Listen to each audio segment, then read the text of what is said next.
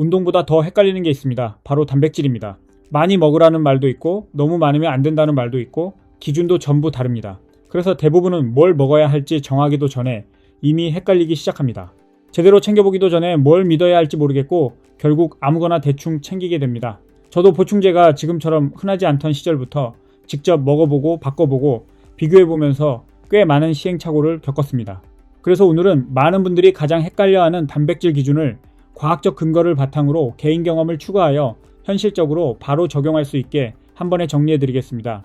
이 영상 하나로 적어도 단백질 기준만큼은 더 이상 헷갈리지 않게 만들어드리겠습니다. 그럼 먼저 왜 단백질이 중요한지부터 보겠습니다. 단백질은 그냥 근육 재료가 아닙니다. 운동한 몸이 실제 변화로 이어지게 만드는 회복 재료입니다. 많은 분들이 운동 자체에만 집중합니다. 그런데 몸은 운동할 때만 바뀌는 게 아닙니다. 운동으로 자극을 줬다면 그 다음에는 회복이 따라와야 합니다. 그리고 그 회복을 도와주는 가장 중요한 재료가 바로 단백질입니다. 특히 30대 후반부터는 이 차이가 더 크게 느껴집니다. 저 역시 운동을 못했을 때보다 단백질을 오랫동안 제대로 못 챙겼을 때 근육이 더 빠지는 느낌을 크게 받았습니다. 근육은 운동할 때 끝나는 게 아니라 회복하는 과정에서 자랍니다. 그 다음으로 많이 나오는 질문이 있죠. 보충제는 꼭 먹어야 할까요? 근성장과 회복을 원하지만 일반식으로 단백질을 꾸준히 챙기기 어려운 직장인이라면 사실상 기본적으로 챙기는 쪽이 훨씬 현실적입니다. 보충제를 부담스럽게 느끼는 분들도 많습니다. 뭔가 운동 고수들만 먹는 것 같고 괜히 몸에 무리가 가는 건 아닐까 걱정되기도 하죠. 그런데 보충제는 약이 아닙니다. 부족한 단백질을 안정적으로 채워주는 도구에 가깝습니다. 직장인들은 단백질을 규칙적으로 챙겨 먹기가 생각보다 쉽지 않습니다. 아침은 놓치기 쉽고 점심은 선택권이 적고 운동이 끝나면 바로 식사하기 어려운 날도 많습니다. 이런 생활 패턴에서 근성장과 회복을 원한다면 보충제는 특별한 선택이라기보다 기본적으로 준비해두는 쪽이 훨씬 유리합니다. 그래서 보충제는 대단한 비밀 무기가 아니라 식사를 놓친 날에도 단백질 공백을 줄여주는 기본 장비라고 생각하시면 됩니다. 이제 가장 많이 헷갈리는 부분입니다. 단백질은 도대체 얼마나 먹어야 할까요? 운동하는 분들이라면 보통 체중 1kg당 1.4g에서 2g 정도를 기준으로 많이 잡습니다. 여기서 기준이 완전히 갈립니다. 누구는 0.8g이면 된다고 하고 누구는 1.6g, 2g, 그보다 더 많이 말하기도 하니까요.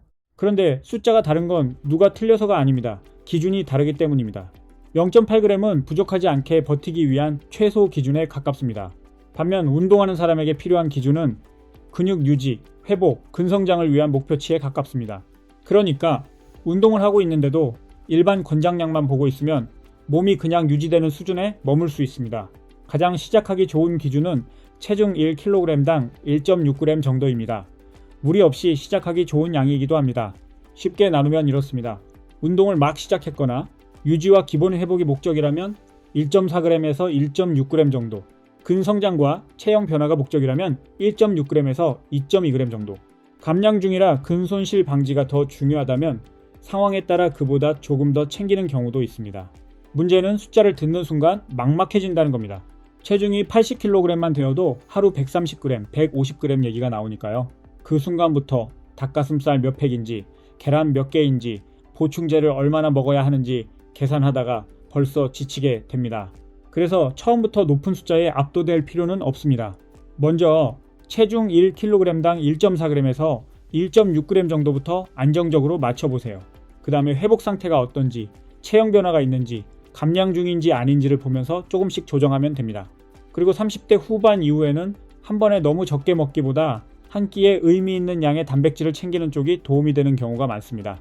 보통 한 번에 20g 정도는 챙긴다고 생각하시면 됩니다. 그럼 많이 먹는다고 무조건 좋을까요? 그렇지는 않습니다. 중요한 건 하루 총량과 분배, 그리고 내가 계속 지킬 수 있는 방식입니다. 단백질은 많이 먹는다고 무조건 더 좋은 게 아닙니다.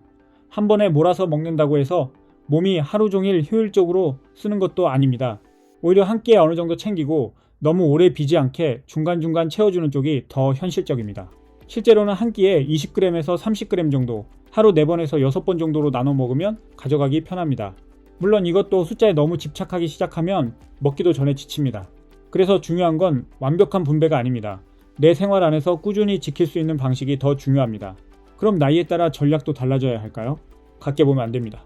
나이가 들수록 단백질은 양만 볼 게 아니라 비는, 시간, 회복, 건강까지 같이 봐야 합니다. 20대는 비교적 몸 반응이 빠른 편입니다. 그래서 총량과 운동의 일관성이 우선인 경우가 많습니다. 운동하고 조금만 잘 챙겨 먹어도 몸이 비교적 빨리 반응하죠. 반면 30대 이상부터는 식사 패턴이 무너지기 쉽고 회복도 예전 같지 않다는 걸 느끼기 시작합니다. 그래서 이 시기부터는 얼마나 먹느냐도 중요하지만 단백질을 너무 오래 비워두지 않는 게 더 중요해집니다. 40대는 여기서 한 단계 더 갑니다.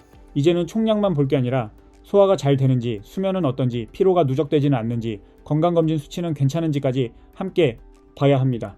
예전 방식 그대로 하는데도 몸은 예전처럼 반응하지 않고 운동은 했는데 체형은 그대로고 회복은 늦고 컨디션은 더 쉽게 흔들릴 수 있습니다. 그래서 40대부터는 많이 먹는 것보다 내 몸이 편하게 받아들이고 오래 유지할 수 있는 방식이 더 중요해집니다. 정리하면 이렇습니다. 20대는 총량 중심, 30대는 비는 시간 관리, 40대는 회복과 건강까지 함께 보는 방식이 필요합니다. 그럼 다이어트 할 때는 어떨까요? 단백질을 줄여야 할까요? 오히려 더 신경 써야 합니다. 많은 분들이 감량을 시작하면 탄수화물 줄이고 지방 줄이고 단백질도 같이 줄여버립니다. 그런데 그러면 지방만 빠지는 게 아니라 근육도 같이 빠질 수 있습니다. 칼로리를 줄이면 몸은 지방뿐 아니라 근육도 에너지원으로 쓸 수 있습니다. 그래서 감량기일수록 단백질은 줄일 게 아니라 지켜야 하는 영양소입니다. 감량기에는 체중만 볼 게 아니라 근육을 지키는 쪽으로 단백질을 챙겨야 합니다. 충분히 섭취하되 오래 갈 수 있는 방식이어야 하고 특히 35 이후에는 단백질만 볼 일이 아닙니다. 채소도 챙겨야 하고 식이섬유도 봐야 하고 지방의 질이나 회복 상태도 같이 봐야 합니다. 결국 감량기일수록 중요한 건 덜 먹는 게 아니라 근육이 빠지지 않게 제대로 먹는 것입니다. 그럼 보충제는 뭘 보고 골라야 할까요? 이 부분에서 선택을 잘못하면 오래 돌아갑니다. 처음에는 복잡하게 볼 필요 없습니다. 단백질 함량, 칼로리, 그리고 내 몸에 맞는지 이 세 가지만 먼저 보면 됩니다. 기준은 간단합니다. 한 번의 단백질은 20g에서 30g 정도, 칼로리는 120kcal에서 200kcal 사이 정도로 보시면 됩니다. 그리고 먹고 나서 속이 불편하지 않으면 됩니다. 기본적으로 무난한 건 WPC, 유당이 불편한 사람은 WPI, 소화가 특히 예민한 사람은 WPAH를 생각할 수 있습니다. 하지만 여기서도 정답은 남들이 좋다는 제품이 아닙니다. 내 몸이 잘 받아들이는 제품이 가장 좋습니다. 속이 불편하면 결국 안 먹게 되고 맛이 너무 별로하면 며칠만 참고 끝나고 먹고 나서 배가 불편하거나 피부가 예민하게 반응하면 그 순간부터 손이 안 갑니다. 결국 좋은 제품은 비싼 제품이 아닙니다. 속이 편하고 내 생활 안에서 부담이 적고 꾸준히 먹게 되는 제품이 좋은 제품입니다. 이것도 많이 궁금해하시죠? 물에 타먹는 게 좋을까요? 우유에 타먹는 게 좋을까요? 운동 직후라면 물이 더 무난하고 식사 대용이나 포만감이 필요하면 우유도 괜찮습니다. 물은 추가 열량 없이 단백질만 보충하기 좋고 위 부담도 적은 편이라 운동 직후에 잘 맞습니다. 반면 우유는 칼로리와 포만감을 같이 올려주기 때문에 평소 식사 대용이나 다이어트 중 허기를 줄이는 데 도움이 될 수 있습니다. 다만 우유는 유당, 지방, 칼로리까지 함께 늘어나기 때문에 유당이 안 맞는 분들에게는 오히려 속 불편함이 생길 수 있습니다. 그래서 맛보다 편안함이 더 중요하다면 물부터 시작해보는 게 좋습니다. 또 하나 걱정하는 부분이 있습니다. 단백질을 많이 먹으면 몸에 무리가 갈 수도 있을까요? 중요한 건 단백질만 따로 떼어놓고 볼 게 아니라 식단 전체와 내 몸 상태를 같이 보는 것입니다. 이 주제는 늘 극단으로 갑니다. 누구는 단백질을 많이 먹으면 바로 몸이 상한다고 하고 누구는 많이 먹어도 전혀 문제 없다고 말합니다. 그런데 현실은 사람마다 다릅니다. 건강한 사람이라면 대부분 단백질 섭취 자체 때문에 큰 문제가 생기지 않는 경우가 많습니다. 하지만 기존 질환이 있거나 건강검진에서 피 검사 수치가 흔들리기 시작했다면 그때는 조심해서 봐야 합니다. 이런 경우에는 혼자 판단하기보다 의사나 전문가와 함께 확인하는 게 더 안전합니다. 그리고 단백질을 꾸준히 챙겨 먹는다면 수분 섭취도 같이 중요합니다. 건강까지 생각한다면 물은 생각보다 중요한 기본입니다. 마지막으로 식물성 단백질이랑 동물성 단백질 뭐가 더 좋을까요? 근육만 놓고 보면 동물성 단백질이 조금 더 편하고 유리한 편입니다. 보통 필수 아미노산과 류신 함량이 더 높기 때문입니다. 그래서 근성장 효율을 우선으로 본다면 닭가슴살, 달걀, 유청단백처럼 동물성을 기본으로 두는 게 실전적으로 편합니다. 하지만 식물성 단백질이 더 잘 맞는 사람도 분명히 있습니다. 유당이 잘 안 맞는 사람, 고기나 유청을 먹으면 속이 더부룩한 사람, 소화가 편한 쪽을 더 중요하게 보는 사람들입니다. 또 콩 단백질은 콜레스테롤 관리까지 같이 신경 쓰는 분들에겐 장점이 될 수 있습니다.